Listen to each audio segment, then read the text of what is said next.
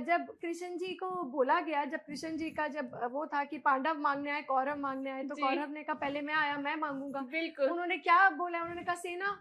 तो उन्होंने कहा ले लो। ले लो। तो उन्होंने कहा कि आपको क्या चाहिए, कहते प्रभु आप प्रभु चाहिए। आप चाहिए। तो कहते मैं तो अस्त्र शस्त्र कुछ नहीं उठाऊंगा, कहते प्रभु सारथी आप ही बनिए, चाहिए। आपसे कम कुछ नहीं चाहिए, आप जिसके साथ हो तो उसको क्या चाहिए। तो आप वहां वो ऐसी शक्ति है कि देखिए भक्ति, शक्ति और मुक्ति, आप भक्त बनकर जाएंगे, आपको भक्त का, आपको माँ की अनुभूति होगी, आपको माँ की का अनुभव होगा उस चीज को। आप शक्ति के उपासक बनकर जाएंगे कि मुझे शक्ति मिले, मैं थोड़ा कंट्रोलिंग हूँ, मैं पावर सेंट्रिक हूँ, आपको वो भी मिलेगा। आप मुक्ति चाहेंगे कि भगवान भव सागर से अब निकाल दो, अब ये मैं इस चक्र में फंस गया हूँ, है ना।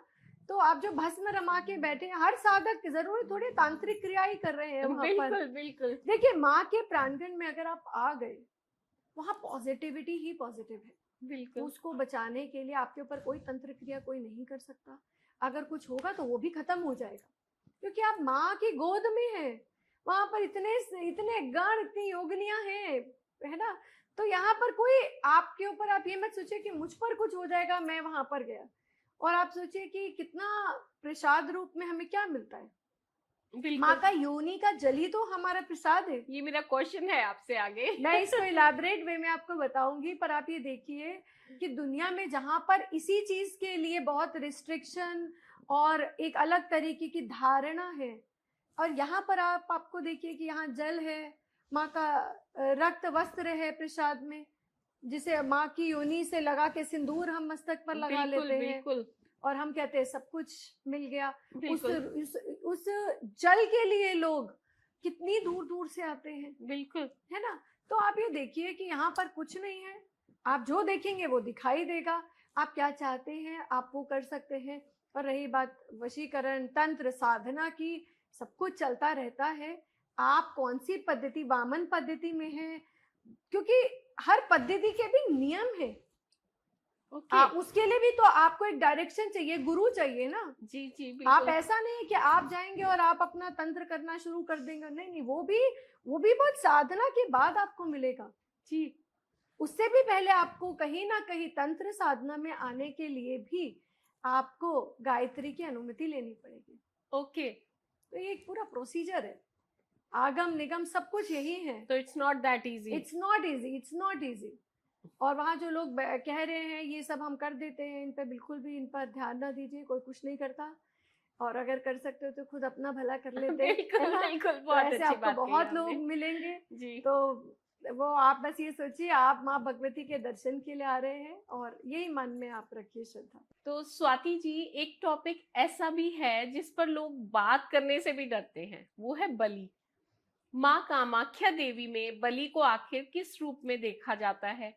क्या ये सिर्फ एक परंपरा है या इसके पीछे कोई डीपर स्पिरिचुअल अंडरस्टैंडिंग भी मानी जाती है? एक तो ये क्वेश्चन है, दूसरा ये इसी से कनेक्टेड है, जैसे हम वैष्णव हैं, हम तो वैष्णव भक्त जो कृष्ण भक्त हैं, राधा कृष्ण। देखिए पहले तो मैं आपकी बात का जवाब देती हूँ, फिर आगे, है ना। माँ काली ही कृष्ण है और कृष्ण ही माँ काली है जी। तो आप साधना करना चाहें, आप राम भगवान की कर लीजिए, आप कृष्ण जी की साधना कर लीजिए उस प्रांगण में, वो तो साधना का केंद्र है। पहले तो आप यही क्लियर हो जाइए कि आप कोई भी भगवान, जो भी आपके इष्ट देव है, आप उनकी करिए, गणेश जी की करिए ना, जिनकी आप, वो साधना का केंद्र है। आप जिनकी साधना करना चाहते हैं आप उनकी साधना करिए, एक बात।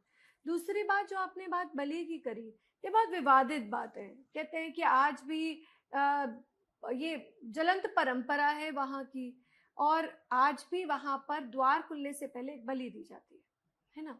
इसके पीछे पहले तो एक कारण क्या है, कि फिर मैं आपके पर आऊंगी कि आप क्या कर सकते हैं। ज्वलंत परंपरा ये है कि बलि क्यों दी जाती है, क्योंकि ये माँ का उग्र स्वरूप है ना। ये संहार के लिए बना हुआ है।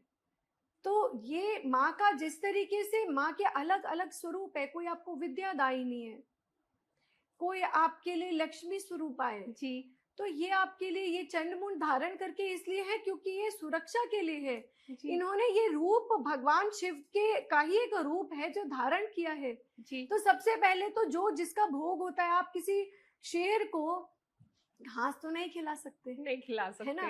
पर इसमें भी एक बात है, पर वो माँ है, वो क्योंकि त्रिगुणात्मक शक्ति है तो आप सब कुछ उनको कर सकते हैं, है ना।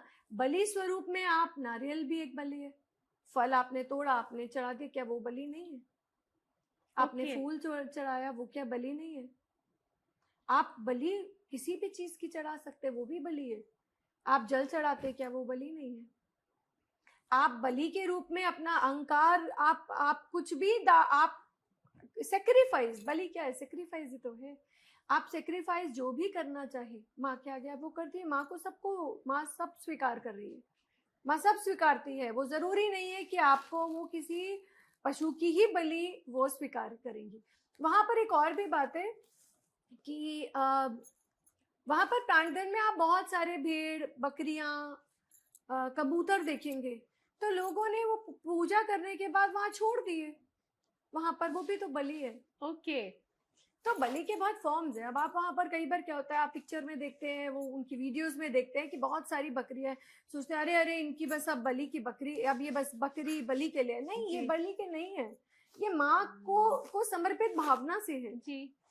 तो आप बलि के बहुत सारे रूप है, आपको चुनना है कि आप माँ को किस रूप में देखते हैं, माँ से क्या मांगते हैं, और आप किस तरीके से उनकी साधना करते हैं। जिस तरीके से आप माँ की साधना करेंगे वही आपके लिए वो है, श्रेष्ठ है। और दूसरी बात, हम क्या अपने स्वभाव से विपरीत कभी जा सकते हैं?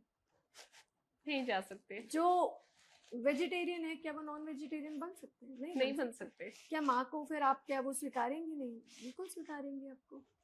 आप, माँ इतनी कोमल है, माँ वही माँ इतनी कोमल भी है। तो आपको ये समझना है कि जब भी आप बलि की बात हो तो आप ये समझिए कि बलि का एक ये परंपरा है, ये एक पद्धति है, वामन पद्धति, जो वशिष्ठ जी ने यहाँ पर दी थी। जब 300 साल पहले थी, मतलब 300 वर्ष, लगभग 300 वर्ष तक, जब माँ वहां से छोड़कर चली गई थी, तो वहां जब चली गई तो वरुष्ट होकर चली गई थी, क्योंकि वहां पर वशिष्ठ जी ने श्राप दिया था। हाँ, ये क्वेश्चन है मेरा, है ना। तो वशिष्ठ जी ने वहां एक श्राप दिया था कि अब माँ कामाख्या जी में नहीं रहेंगी जी। तो उसके बाद उसके पीछे कहानी है, वो मैं आपको बाद में बताऊंगी। तब उन्होंने, जब वापस माँ वहां पर आई, तब उन्होंने बोला अब यहाँ पर वामन पद्धति चलेगी, क्योंकि माँ का जो सौम्य रूप से माँ उग्र रूप में थी। जब दोबारा आई तो उन्हें उग्र रूप में जब आप पूजा करते हो तो शक्ति प्रदर्शन करना होता है, क्योंकि आप माँ से शक्ति मांगते हो। बिल्कुल, है ना। और आप यहाँ के, आप इंसान निजी जीवन में नहीं, आप कहीं ना कहीं आप ये देखिए कि देश के लिए भी आप बहुत कुछ मांगते हैं। वहां पर लोग, इतना जो हमारा सनातन है वो बहुत बड़ा है, पर कुछ चीजें गुप्त है। आप ये क्यों सोचते हैं कि कोई वहां पर जितने प्रांगण में बैठे हैं वो केवल अपने लिए कुछ तंत्र क्रिया कर रहे हैं? बिल्कुल, वो हो सकता है कि देश के लिए भी कुछ मांग रहे हो। जी बिल्कुल, ऐसे बहुत लोग ऐसा होता है, क्योंकि जब आप वहां पर बात करेंगे, जैसे देखिए मैं जब वहां जाती हूँ तो मैं बहुत लोगों से मिलती हूँ, और मैं उतना पूछती हूँ और तब तक पूछती हूँ जब तक मेरे तो खुद को सेटिस्फेक्शन नहीं होता। इतना कुछ पढ़ती हूँ, मैं रिसर्चर की तरह रहती हूँ। और जो अनुभव मैंने किया, जब उन्होंने मुझे बताया कि इस लड़ाई में यहाँ पर इतनी चीनी सेना कहाँ गई, वो कामाख्या जी क्यों नहीं पहुंचे, कई सारी इस तरीके के प्रश्न। तो जो, क्योंकि सार्वजनिक रूप पर कोई भी, देखिए गुप्त, ये गुप्त विद्या है, जब तक गुप्त रहेगी तब तक काम करेगी, है ना। हमने ये पूछा, इसलिए पूछा क्योंकि हम गलत नहीं समझना चाहते। तो यहाँ पर आप ये सोचिए कि जो बलि की प्रथा है, जो तंत्र की प्रथा है, ये भी बहुत चीजों के लिए है। तो इसका एक आपने बोला जो मुझे लगा कि मैं आपसे क्वेश्चन दोबारा से करूं। आपने जब स्टार्ट किया था इस क्वेश्चन का आंसर देना, तो आपने कहा वहां आज भी प्रथा है कि गेट खुलने से पहले बलि दी जाती है। उसको छोटा सा आप बताएं। वो है क्योंकि वो माँ का उग्र रूप है। वो आपको मानना पड़ेगा, क्योंकि वहां पर क्या है कि जब वशिष्ठ जी की, जैसे मैंने आपको बात बताई, तो उन्होंने कहा यहाँ वामन पद्धति चलेगी जी। पर यहाँ की खूबसूरती इस जगह की है कि एक संगम है, यहाँ सुबह वैदिक पूजा होती है और रात को तांत्रिक पूजा होती है। ओके, आपको जो करना है आप करिए जी, है ना।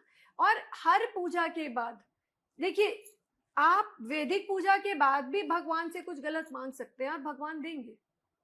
आप तंत्र के बाद भी आप मांग सकते हैं। तब बस भी थोड़ा भगवान सा यहाँ देंगे। पर फर्क क्या होता है, क्योंकि कलयुग है ये, और कलयुग में तंत्र विद्या भगवान रुद्र ने इसलिए दी थी क्योंकि जैसे मैंने अभी आपको पहले बताया, जिससे कि लोगों में ये कलयुग है, यहाँ पर सात्विक पूजा जल्दी से फल नहीं देती जी, तो पर यहाँ के नियम भी अलग हैं, उसमें भी नियम अनुशासन है, यम नियम सब कुछ है, जो प्रावधान है वो सब चलेगा, ये सब चीज चलेंगी। तो आपके पीछे फिर वही है कि कारण क्या है, क्या मांगते क्या हो जी, उसका उपयोग क्या करते हो। जब सिद्धि प्राप्त होगी, साधना करेंगे तो सिद्धि तो मिलेगी ना। बिल्कुल बिल्कुल, भगवान की साधना करेंगे, अल्लाह लोग सालों साल वहां पर बैठे रहते हैं, जाप करते हैं, तो मांगेंगे ना। आप उसके बाद क्या करेंगे ये आपके ऊपर है। बिल्कुल, वो तो भगवती तो बैठी है ना आपको हाँ देखने जी, के लिए, हाँ जी, है ना। तो आप ये मांगिए, जो भी आपका आपकी इच्छा है, आप जाइए दर्शन कीजिए वहां के। जी, बहुत अच्छा। तो अब